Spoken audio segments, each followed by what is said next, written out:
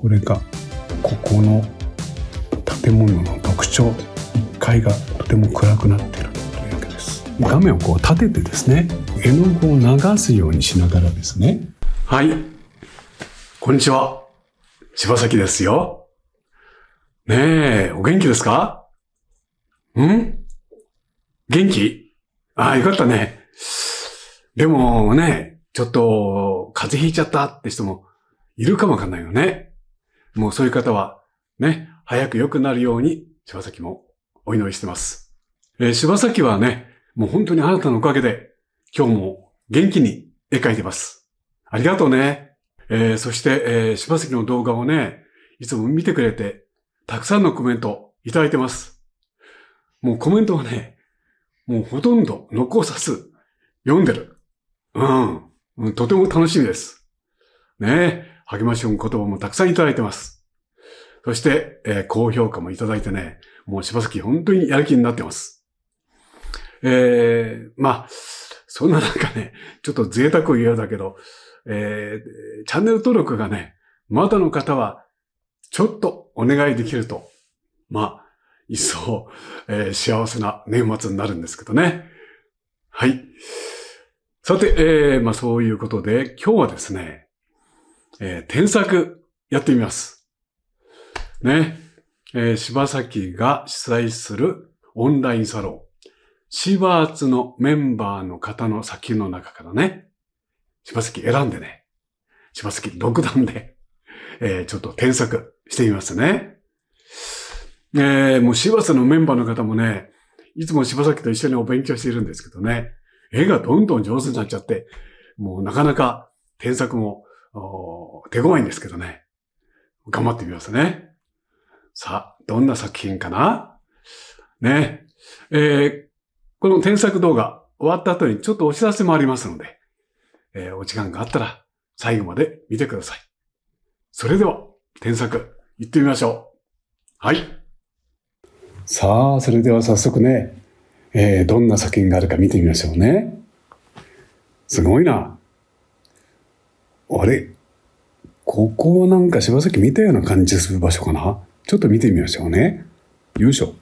ね、この作品は、こうちゃんの作品ですね。何書いたかっていうと、稲の船屋シーンと書いてあります。しばらくお休みしていた、こんなややこしそうな家並み。絵は描いたことがなかったが、ややめんどくさ。稲の船屋のイメージはこんな感じで、どこかの家にでも入らせてもらって中を見たいな、という感じだった。家を少し右に大きく、左に行くほど、行くにつれてやや小さくした。遠近感を出すためにブルーを混色した。家と背後の山の一部の引っ込み具合が足りないので、さらにブルーをかぶせる予定。水面の表面がやや雑になってしまった。って書いてあるね。こうちゃん相変わらず、なんか、コメントが楽しい。このね、稲の船屋っていうのはね、ご存知の方はご存知でしょうし、知らない人は全然知らないんですよね。これ、ネットの中で検索するとね、とても有名な場所が出てくると思います。京都府のですね、炭鉱の方だったかな、入り江がありましてね、でもとても静かな入り江なんですよ。で、そこのお家が、集落がずーっとね、その入り江に沿って立ってるんですけども、そのお家の中にね、昔から小さいね、一丁炉かなんかのね、船だと思うんですけど、今はモーターのついた船ですけどね、それがね、家の一部、家の中にね、引き込むように家ができてるんですよ。なかなか面白いですよね。これは例えば柴崎が住んでるようなね、千葉県の外海なんかと海が荒くてね、そんなことしたら家がね、波でワーンとさられちゃいますけども、この、稲のね、この稲湾っていうところね、本当に波がないんですよ。本当鏡みたいな。だから、ね、その波打ち際に建物を建てて、それでその大事な船をうちの中に引き込むというね、ことが伝統としてそれね、できるようになったんですね。で、うちが独特なそういう構造になってます。それをこうちゃんが書いたんですね。で、こうちゃんは多分、ね、こっちの、これはこっちに堤防みたいになってるから、そこの上からとか見たと思うんだけどね。うちがずらっと同じ風に立っちゃってるので、少し距離感をつけたいので、こっち側とこっち側、ちょっと遠近感をつけるために工夫したとかね、そうおっしゃってます。非常にいいんですけどね。まず、ちょっとお写真見てみようね。あ、これだね。ほら、ずっとうちがあるでしょ。で、下の開いてますよね。ここに船を引き入れるんですよ。こういう感じです。これをどう書いたか。なるほど。こう書いたんだね。もう一回見てみるね。これを、ここら辺のうちを中心にこう書いたんだな。なるほど。建物、木造のうちが多くてね、結構、ね、潮風にさらされて、それなりの味わいがあるんですよね。そういう感じがもうちょっと出たらいいかな。ちょっと待ってくださいね。ここがとても大事なところですよね。で、確かにずっと連なってるんですけども、もう少しここをね、クローズアップしてね、ここら辺ちょっと拡大して、少し建物を大きめに描いたらいいかなと思うんですよね。それで、水を加えるという感じですよね。だから、で、山を少し入れて、どうだな、この内にフォーカスしてみるという感じにするとね、そうですね。縦画面でも良さそうなね。確かに海なんか広がってるんですよね。いるんですけども、ね、今言ったお家にフォーカスして、それでしかも静かな稲湾っていうね、水面と一緒にしてみるというと、縦画面の方がいいかなというふうに思いますね。で、柴崎は、この稲のお家と水面っていうことね、それにグッと寄った感じでちょっとね、チャレンジしてみたいと思います。はい。それではね、早速やってみましょうね。この絵は、そうですね。お写真もそうだけど、これかな。お家がね、ずーっとこうやって、こうやって並んでるんですよね。お家がね、ずっと並んでいって、ここにこうやって船があって、ここに船があって、ここに船があるっていうような、こういうふうなお写真ですよね。ここに裏山があってね。こういうふうな絵なんですけども、柴崎はですね、ちょっとね、全部じゃなくてね、この海と、船屋、ね、お家、ここら辺にね、ちょっと限定して描きたいと思います。ですのでですね、この絵をもしトリミングするとすると、ここら辺から、こんな感じでいいかな。このくらいですね。本当はこんな感じの、このくらいの感じでですね、描いてみようかなと今ちょっと思ってます。ですので、お家ですね。で、お家も何軒もあるんですが、ここでちょっと背の高いね、お家も、があって、小さいお家があって、あとこっち、斜めにね、向いてるお家がありますよね。ここら辺に斜めに、何軒か重なっているんですけども、そしてその後ろにあって、ここに背の低いお家があると。こんなあたりかなと。だんだんこっち表現弱くですね。それで、この船を入れて、柴崎がいた頃はね、こんな、素敵なボートじゃなかったんですけども、随分ね、あれから年月も経ちましたので、変わったんでしょうね。こうなって、こっちにボートが、こう線書きがこう来て、これにしようかな。こんな感じで、こうなってるのか。こうね。これにこう絞って書きますね。はい。じゃあ、お家です。まあ、これ本当にお話した通りね、もう独特のね、もう静かなこの、内湾だからこそですね、まあ、発達した、うちと船がこう、一緒に生活してるみたいなね、そういう建物ですよね。まあ、なんて言うんだろう。南部のね、曲がり屋みたいなね、南部の曲がり屋と言ってもすぐピンとこないと思いますが、ですね、昔の話ですけどね、普段農耕で使っている大馬ですね。馬を寒い冬なんでしょうね。それに備えてかな。なんか一緒にね、人間と一緒のこの家屋の中で生活するっていうね、そういう生活スタイルがですね、南部、岩手かな、あっちの方にこうあって、まあ今もそんな建物は建物として残ってるかな。それと似てますよね。こう、ね、漁に使うお船を自分の家の中にこう引き込んでですね、それで、それがだから生活のスタイルの一部になってるというね、そういう文化ですよね。はい。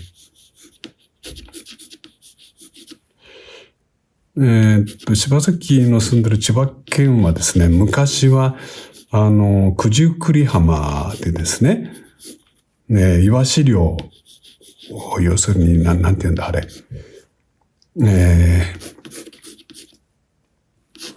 地引き網ですね。そういう漁が非常に盛んだったんですけども、そうしますと、ずっと砂浜で風が強いところですよね。だからそこに建物が建てることできないわけです。ですから、船はですね、いつも砂浜に放置状態なんですよね。風も強い、波も強いってことですから、放置状態で、漁に出るときはですね、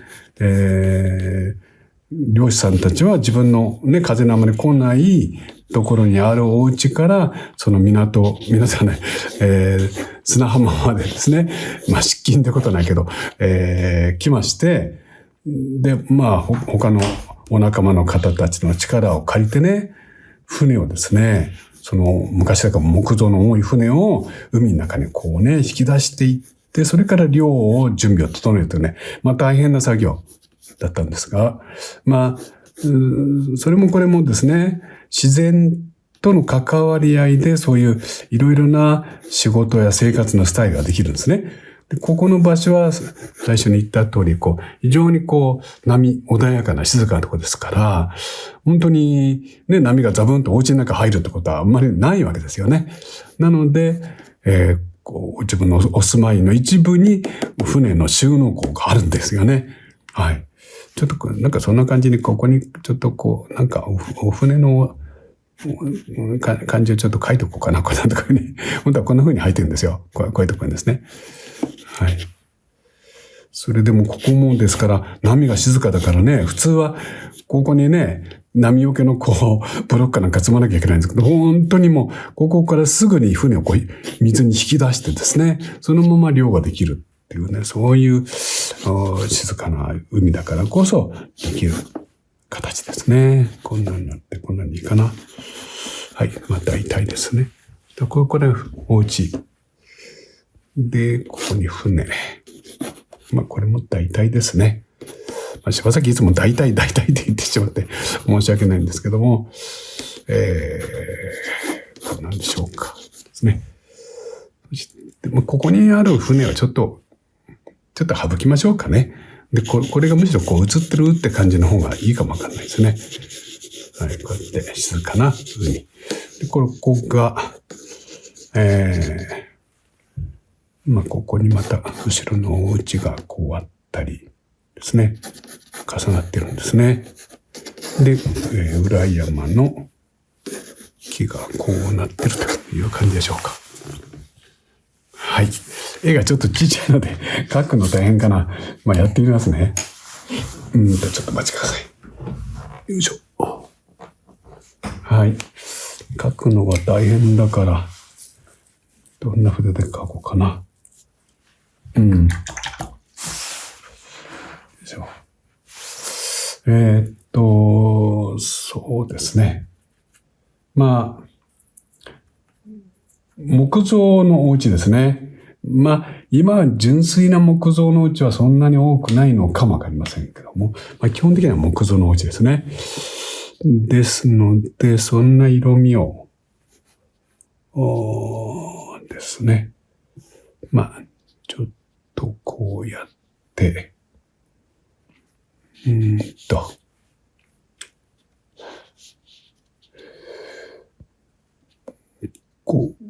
葉崎がね、ここにお邪魔して絵描いた頃は本当に観光客もほとんどおらなくてですね、本当に静かな場所でした。はい。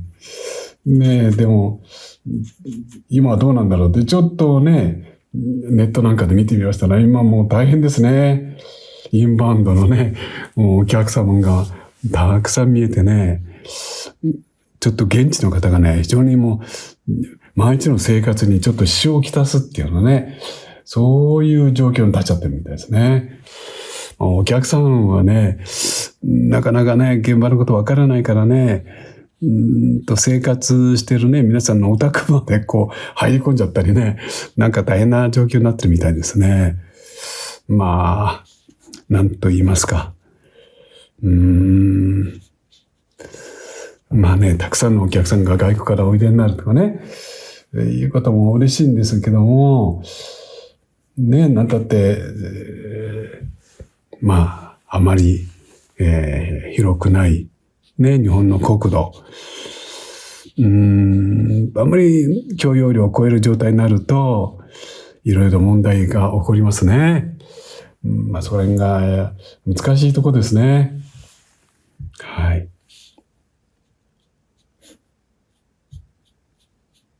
もう柴崎がお邪魔した頃はね、本当に逆にね、なんでこんなとこにあんたたち何してるんですかなんてね、珍しがられまして、ね、お家の方がね、出てきてお茶なんか入れてくれたりね、そんなことでした。いろいろその時お話伺ったんですよ。伺いましたところ、ここに、その当時、伺った、ね、ご高齢の方、今お元気かな？ですね、その時伺ったお話によりますと、ここの方はですね、お住まいの方はですね、やっぱり漁業としてはですね、なかなか大変だったらしくって、なんて言いますか、外国航路ですね。特に昔ですよね。日本が戦後、海外との貿易立国として、疲弊した日本の国土を立て直してですね、生きていこう。すいません、実はこんな話しながら絵描いてんだけど、いいかな。柴崎ね、よく聞かれるんですよ。よくおしゃべりしながら絵描けますねって言われるんですけど、おしゃべりしながら絵描けるんですよね。不思議ですね、言われてみると。確かに。なんかね、柴崎の感覚としてはね、なんかお絵描きする、お絵描きするのに、ね、使うね、脳みその部分とですね、絵を描くとこってなんかちょっと違う感じするんだよね。だからいくらでもおしゃべりできるんですけど。はい。だからおしゃべりしちゃうんですけどね。この中になんか入ってんだね。ここになんかちょっと入ってんだ。で、柱が当たったりして、その時ね、そのお茶なんかご馳走してくれたね、当時おばあちゃんの人たちね。まあそう言っちゃ申し訳ない。まあそうなんですよ。人たちのお話によりますとですね、なんと言いますか。ここでお魚取って生計を営むにはね、あんまり十分じゃないのかな。それで海外航路の船員さんとなってですね、それで仕送りっていう形で、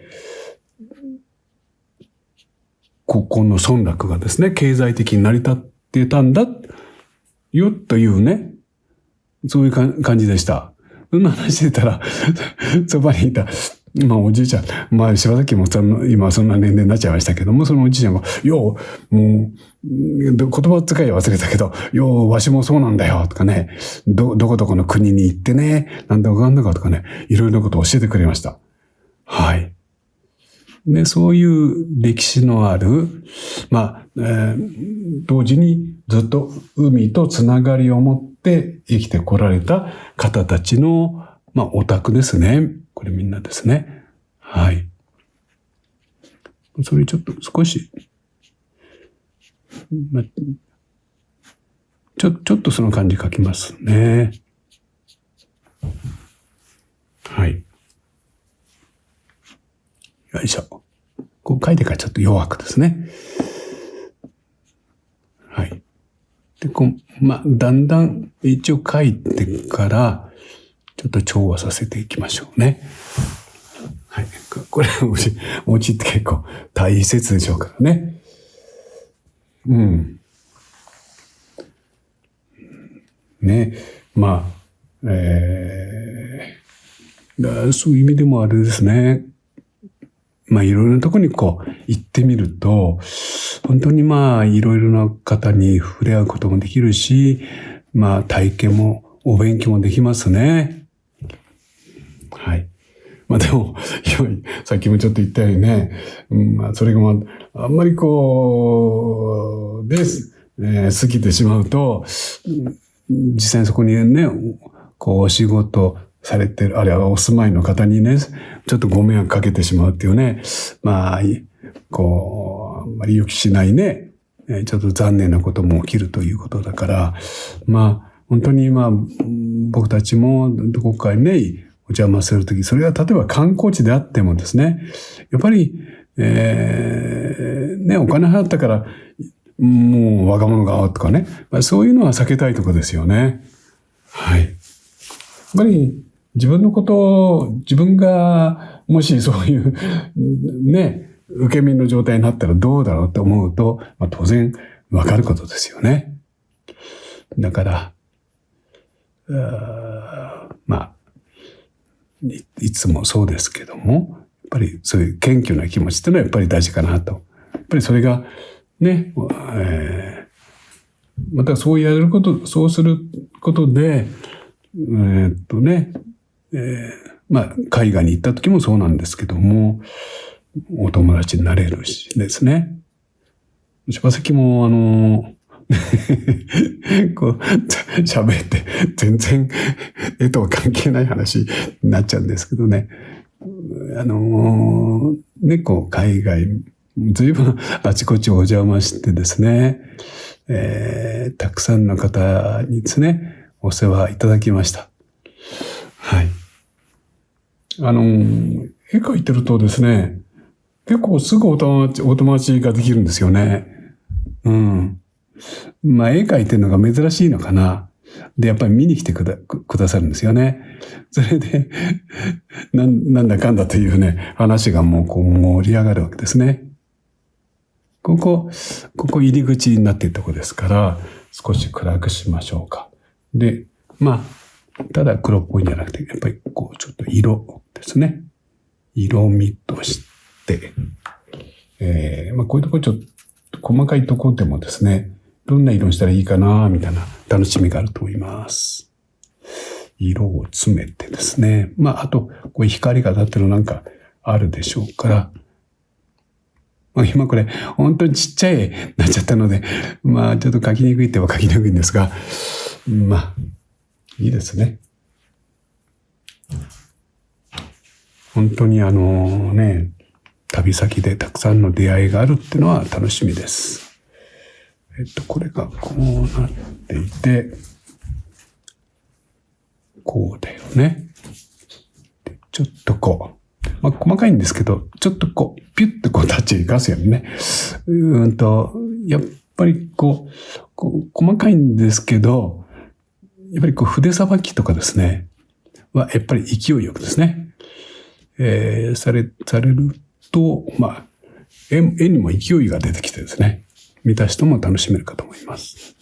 こうやって一発でできるだけ、描くようにしてみるとかですね。はい。こんな感じで、ここがお宅の窓ですね。これがこう、あまりカチンと書かないで、この程度に書いた方がいいかな。ね。内書くとこう、細かいとこよく見るといっぱいあるんですけども、それをできるだけさっくりとこう書く工夫ですね。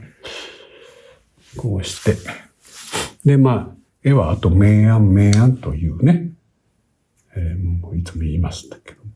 それからあと、そうですね、こう、例えばここら辺ですね、こう、ちょっと赤いかなと思ったら、実際よりもちょっと色味をですね、少しこう強めに、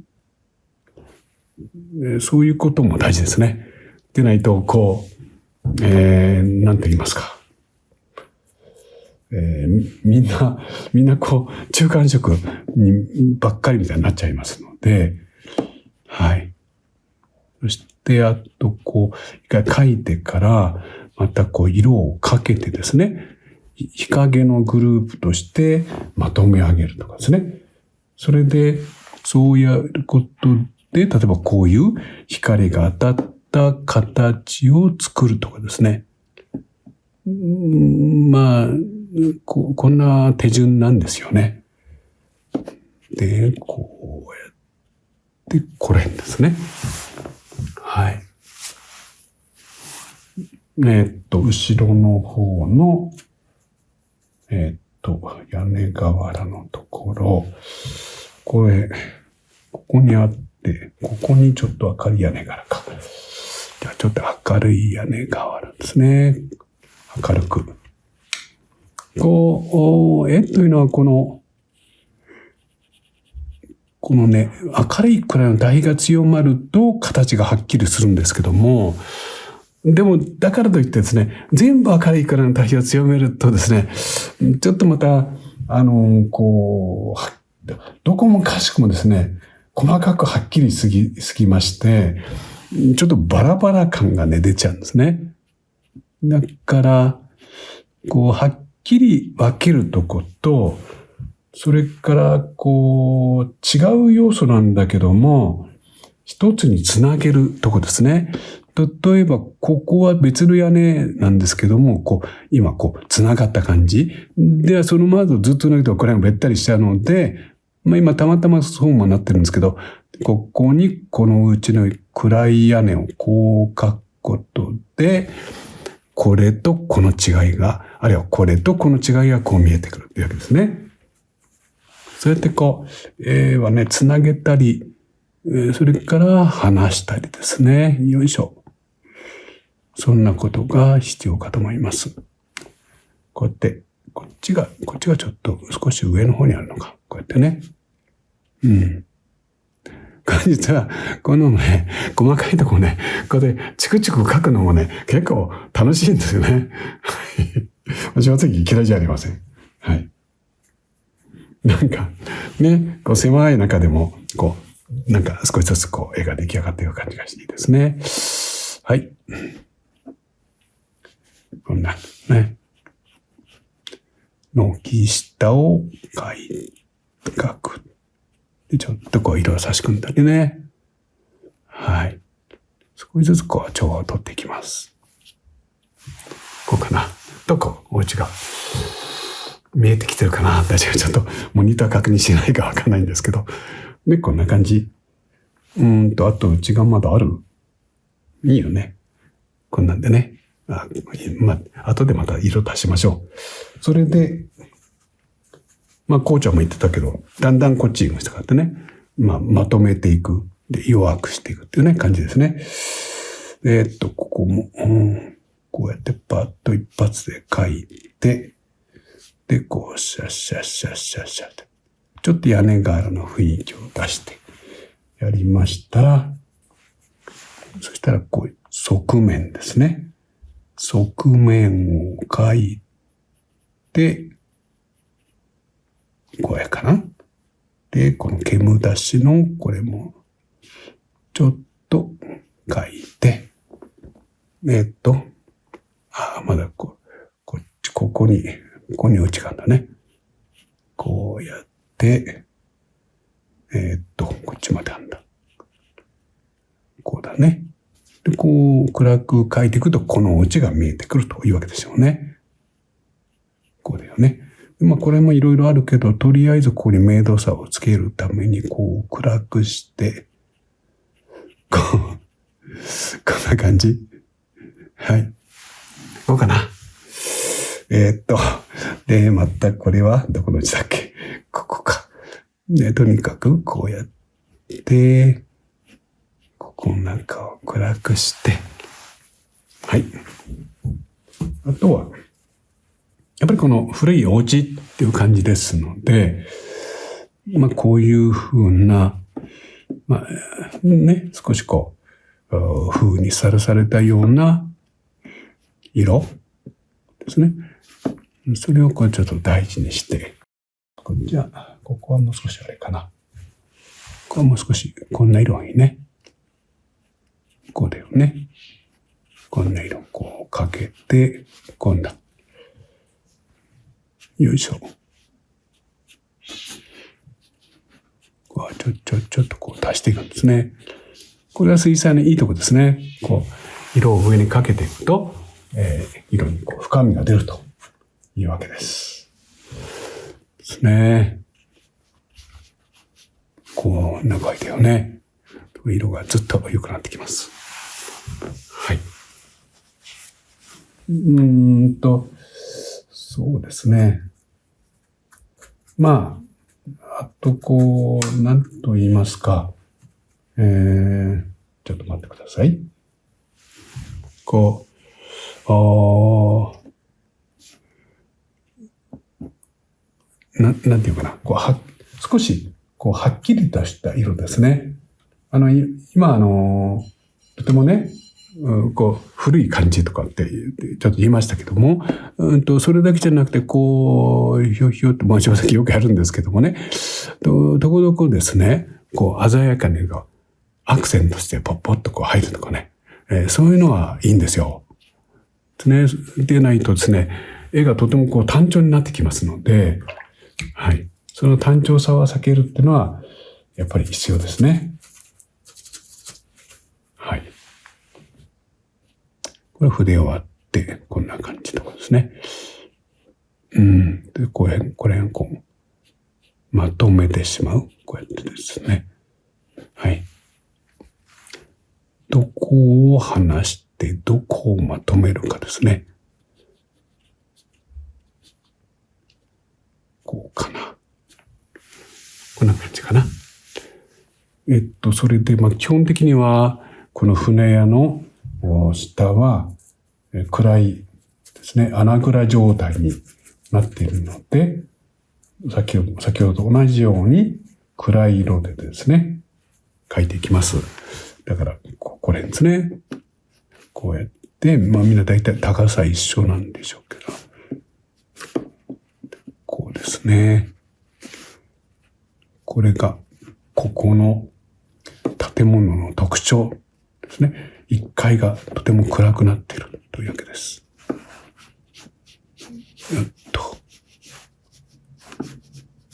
こんな感じで、こんな感じですね。これも、こうなったり、こうなってる。この暗さを描くとですね。はい。本当にちっちゃいですから、頑張って描きますね。ここクラスですね。それで、よいしょ。あと、こうやって、色を少しまとめるようにしながら、ですね。はい。古い家屋の雰囲気作りですね。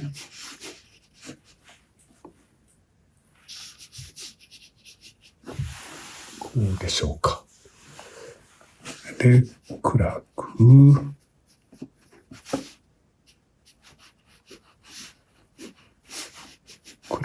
ですね。だんだんちょっと曖昧ですね。こうして作ると。あと何があるかな。あと屋根ですね。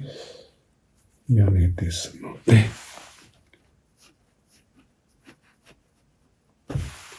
こんな感じかな。もう少し青っぽいがいいかな。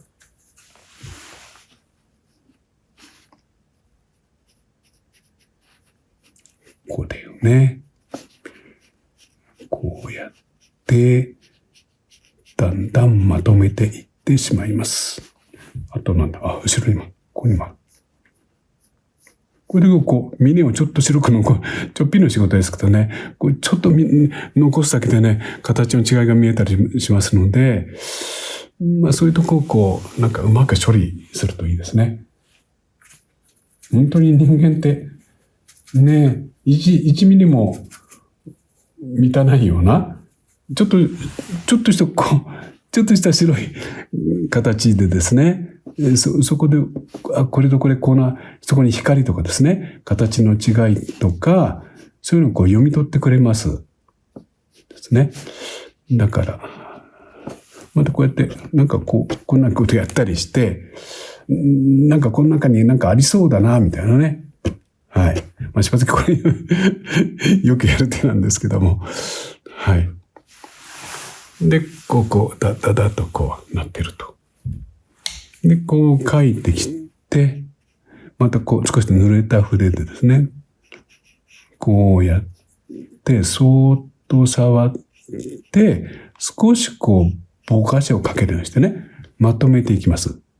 そうしますと、こっちが溶け込んで、こっちがはっきりしてきますので、何が大切なものとかですね、空間とかね、そういうのが一人で見えてくるというわけです。はい。で、これも、さっきもやりましたけども、ちょっとこういうとこにですね、たまたまでいいんですよ。なんか少し色を足してみたいですね。そういうことです。こうやって、なんかちょっと残すと見た人がね、これなんか、船かなんかあるのかなみたいなね。そういうふうに想像もしてくれますので、なんかそういう想像する部分をちょっと作ってあげるとかですね。はい。そんなことです。はい。それで、後ろの山はですね、テールベルトみたいなのいいかな。少しくすみ気味のですね、テールベルトっていうグリーンですね。こんなのでもいいかと思います。で、こうなってきて、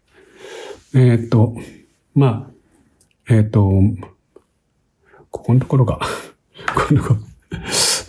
もうちょっとこれでいいかな。いいね。これでこっちをこうやればいいんだ。こうやってこっちをなんか書けばいいんだな。うん。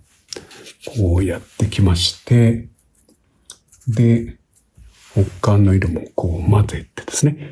で、明暗の対比を生かすと。これでもちょっと紙の白がね、ちょっと残ると、いいんだよね。本当言うとね。で、切って。それから、えばこんな色を混ぜたりして、色を深くしていきます。ここはこうだよね。暗くして煙出しを作って、こうやって、今度もちょっと紙の白を残して、こういうのが溶け込ませてですね。はい。こうね、こんなとこなんだけどね。柴崎は、柴崎なりにね、結構ね、なんて言いますか。気を使って書いてますね。はい。わーっとね、大雑把に書いてるように見えるでしょうけども、結構そういうとこね、気を使ってます。はい。こうだよね。こうなってるね。はい。で、お家ね、後ろ側にお家が見えてくるというわけでなりますよね。はい。よいしょ。で、あとは、ね、こことの関係が大事ですから、あと、この中は、自然に偶然できたものを、大切に、生かしてみるっていうのもいいでしょうね。写真見ると、ここは、こんな風に、これは土留めになってるのかなですね。こんな感じにもなってるようですし、そういうのもちょっと入れときましょうか。はい。こうね。はい。このくらいでいいかな。そしたらこっちまたテールベルトで、こういうんですね。よいしょ。はい。それで、だいたいうちができた。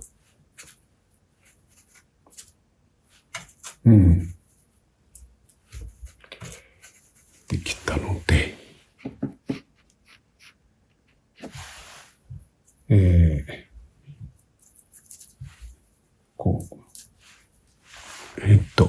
なんだ。こうですね。この木の明るさを大事にですね。はい。もう一回色を重ねて、よいしょ。つなげるところでしたね。さっきね。はい。これはお話ししました。はい。こっちはだんだん溶け込ましていく雰囲気だったんですよね。で、対比をはっきりさせるところ、こうかな。こんな感じかな。さて、ね。じゃあ今度は海というか水面の方にね、移っていきましょうね。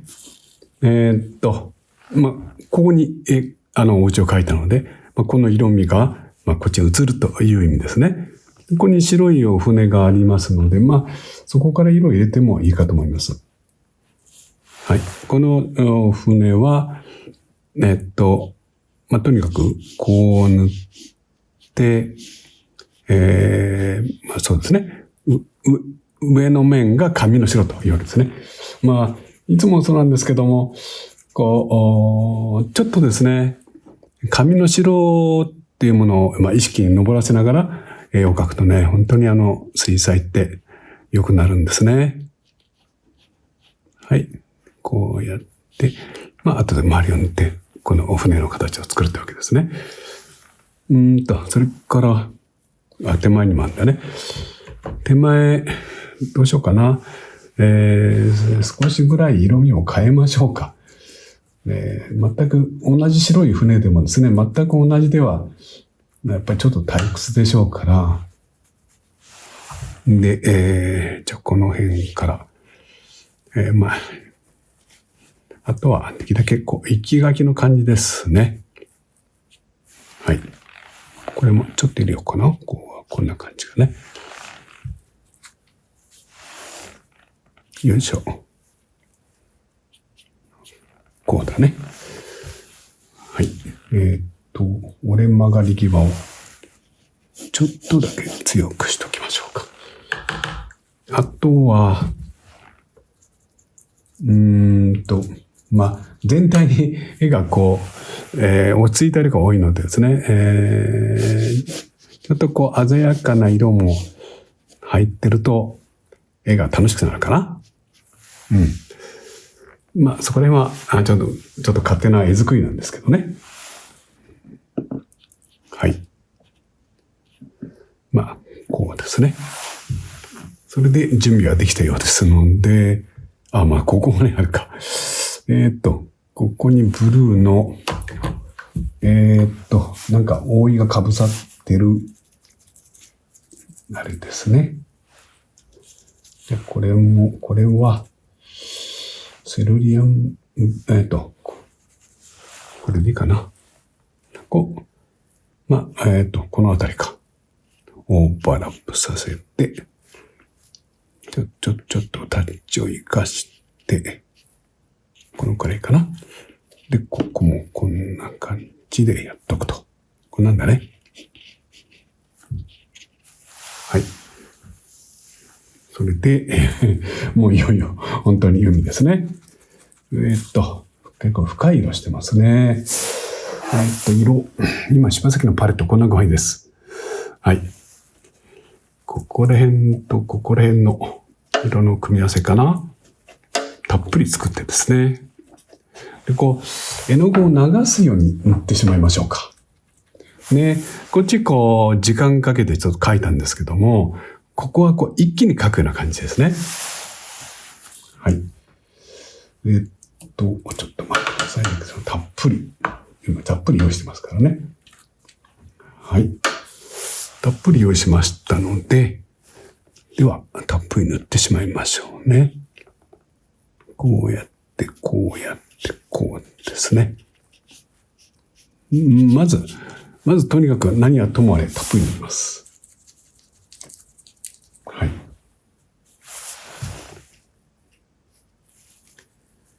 こうなって、こうだね。それで、こうか。はい。それでですね、ここに暗いものがあるんですけども、ここに線外機の一部があるんだね、ここにね。ここに線外機があるのか。ここのとこは、これが暗いですので、ちょっと水面の部分一部明るくして、ね、形を見せるように工夫なさったらいいかと思います。こうなんだよね。それで、ここもこう来て、こうで。これで船の上の面が見えてきて、船の形になるわけですね。はい。で、ここはですね、もう一回。で、たっぷりと、絵の具を持ってきまして、よいしょ。画面の大きさにもよるでしょうけども、画面を立ててですね、今立ててます。立てて、絵の具を流すようにしながらですね、例えば、この船の色をですね、こうやって加えて広がって、流れてくるのをですね、ちょっと期待するというような描き方です。それから、白っぽいところをですね、お水をちょっとこうやって、こんな具合ですね。こんな具合に入れると、結構ね、形が、例えばここなんかも通るようにして、こうやると、もうそのまま映ってしまいますのでね。はい。こんな具合でしょうか。色の入れ方ですね。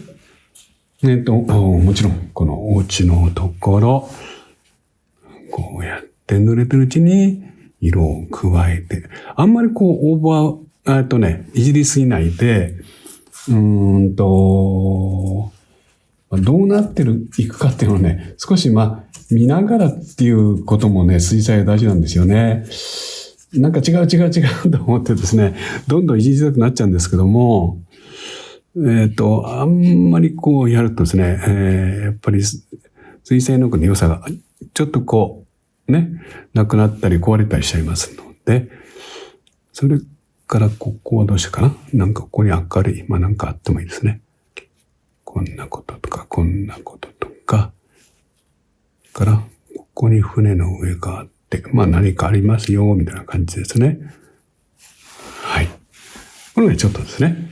それからまた、大きな筆で、今度これが映るでしょうから、そのような色を、そうですね。大きくですね。もう本当に、たっぷり塗って、その色が広がるのを待つというわけですね。はい。こうやって紙の上でですね、どういう現象が起こるかっていうのを見ながら書いていくと本当に面白いんですね。はい。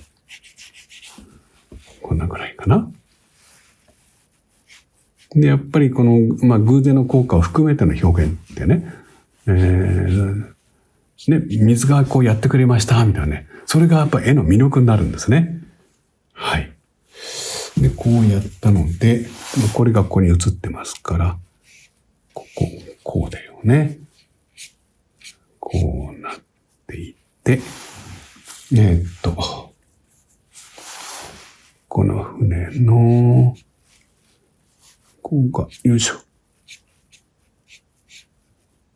ちょっと暗くして、ここをちょっと入れて、船の形態感を描いて、それからここも、こんなとこもですね。よいしょ。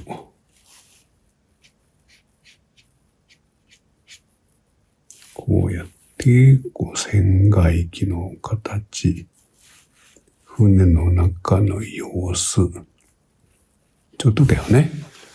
このくらいかな。こっちも船。よいしょ。このくらいかなですね。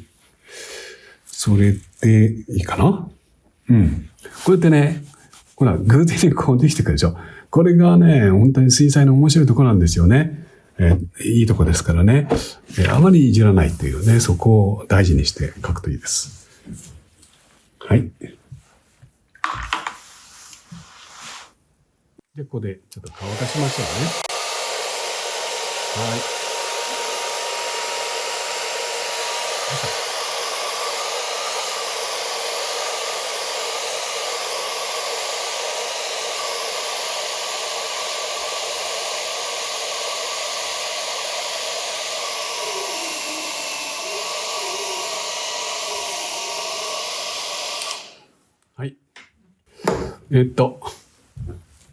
あといろいろなやり方があると思うんですけども、ここに船外機とか、白いロップとかですね、ありますよね。そういうのも、丁寧に書くのもいいし、よく柴崎やるのは、引っかきですね。こんなことで表現するっていう手もあります。例えばですね、さらにまた、例えばこれですね。暗い色を足して、ちょっとお待ちください。今色作ってます。はい。例えばですね、ここに線外機あるんだよね。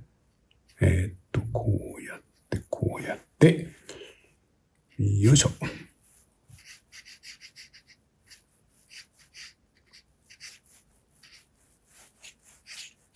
これをね、こうしてきまして、ここなんかも、ちょっとこうだね。そして、こういうのでね、カリッと引っかいて、なんか、作ってみたり、から、こんなことしてですね、ロップを書くと。ねえ。なんか、スピード感があって、ちょっとかっこいいでしょ？はい。で、じゃあまたちょっと乾かしますね。よいしょ。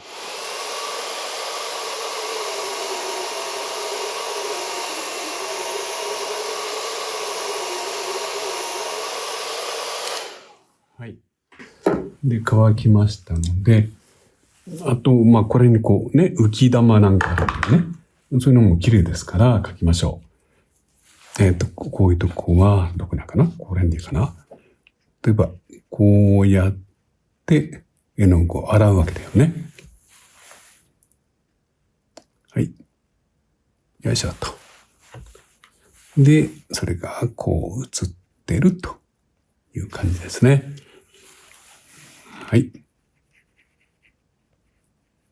ねえ、こういうのもちょっとこうやってあげるだけでも絵が楽しくなりますね。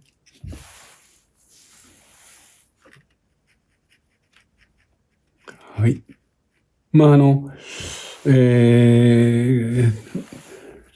んと言いますか。こういうとこにもですね、ちょっと浮き玉とか、なんていうんですか、クッションとかですね。なんかそういうものをくっつけてあげてですね、絵に彩りを添えてあげるっていうのもね、一つの方法もあるんですね。はい。はい。ちょっとこうやってこうとか。ちょっとこんなとこもね、なんか少しやるだけでも、そのように、絵作りをですね、楽しんでみるのもいいかと思います。これか。ちょっと、こんなんだよね。はい。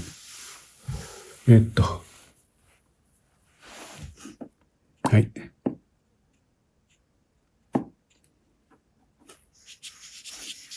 よいしょっと。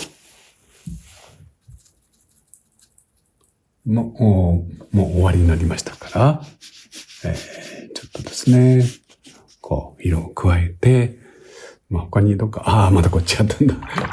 ここにちっちゃな吹き玉がいっぱいありましたね。これにいっぱいあるようですね。どこかちょっと入れてですね、楽しむと。はい。どうでしょうかね。これでいいかな。こんなね。ちょっとアンバー系の色を入れて、古い街並みじゃない、集落の雰囲気をちょっと色味として演出してあげるっていうのもいいですね。で、一番白そうなところをだんだん限定していきまして、ですね。はい。色をかけて、調和を取りながらですね。このくらいかな。はい。じゃあちょっと乾かしますね。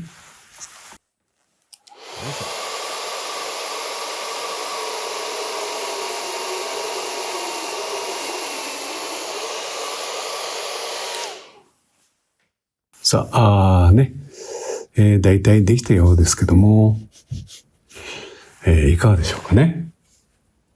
この古い、歴史ある、漁港というか、船をね、収納しておく独特の建築物ですね。そういうもので、静かな内湾ですね。それが表現できれば OK というわけですね。はい、それでは、ここで、コメントですね。本当は絵はね、こっちまであったんですけども、ここですね。はい。柴崎はここからカットしたんですね。はい、ここからですね。でこっちを描かなかったというわけです。で、水面の方を本当広くですね、撮ってきました。建物は、ご本人もおっしゃってましたけど、遠くにしたかって少しサイドを落としてですね、やったと。とてもいい方ですね。だから、遠くの方は、こっちは、まとめるというわけですよね。あまりここの一個一見書かないと。その代わり、こちら辺の構造をしっかり書くというわけですね。水面は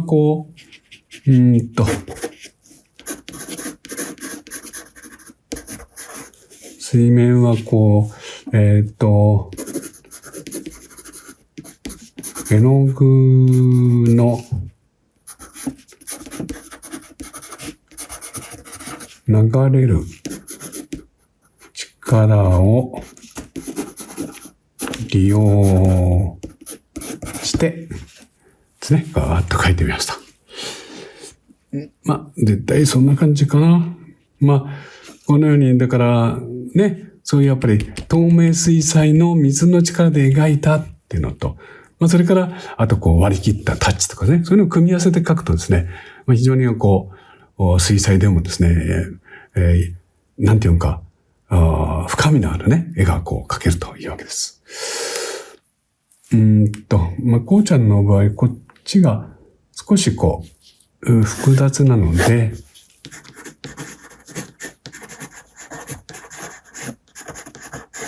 単純化ですね。ここですね。はい。その回でしょうか。はい。以上です。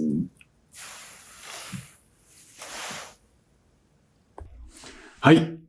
ねえ、出来上がりました。ねえ、稲の船屋ですよね。どうだった？柴崎縦画面にしてみたんだけどね。絵というのはどういうふうにこの風景をトリミングがね、画面の中に入れていくかっていうのもね、実は大事なポイントなんだよね。このね、稲の船屋ってのは、もう今、有名な観光地っていうか、観光地になっちゃったんだよね。とても素敵なとこなんだけどね。もしもあなたも行くんだったら、住民の方にご迷惑にならないように、素敵な風景見てきてください。さて、ここで、お知らせです。柴崎の個展について、ちょっとね、お話ししますね。柴崎は来年、2026年の2月の3日から8日まで、6日間、愛知県名古屋市にある、のりたけの森ギャラリーというところで、個展を行います。新作、ずらっと並べてね、あなたお待ちしてますからね。寒い季節だけども、会場は暖かいからね、遊びに来てください。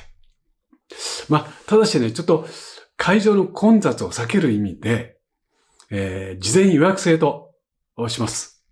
ですので、無料のチケットをですね、申し込んでくださいね。はい。この動画の概要欄からね、お願いします。また、この柴崎の個展をお手伝いしてくださるね、アルバイトの方も募集してます。柴崎と一緒にね、1週間、楽しい体験しませんかね。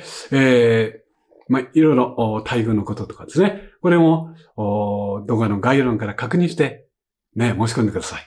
待ってますよ。はい。そして、もう一つのお知らせですね。これは講座のお知らせです。二つありまして、その一つは、柴崎が月に1回行っている、アートクレヨンを使ったね、クレヨン教室です。これは、アートクレヨンを作ったペンテルさんのね、本社の中にある素敵なお教室でお勉強します。で、おいでになる方はですね、手ぶらで来てください。もう会場にあなた用のクレヨンとか紙とかですね、全部絵描くための道具が揃ってます。そしてあなたはそのクレヨンを使ってお絵描きして絵をお土産で持って帰るというわけですよ。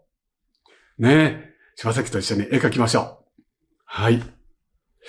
もう一つの講座はですね、これは柴崎が主催する、オンラインのね、柴津の中で行う講座なんですけども、一般の方も参加できます。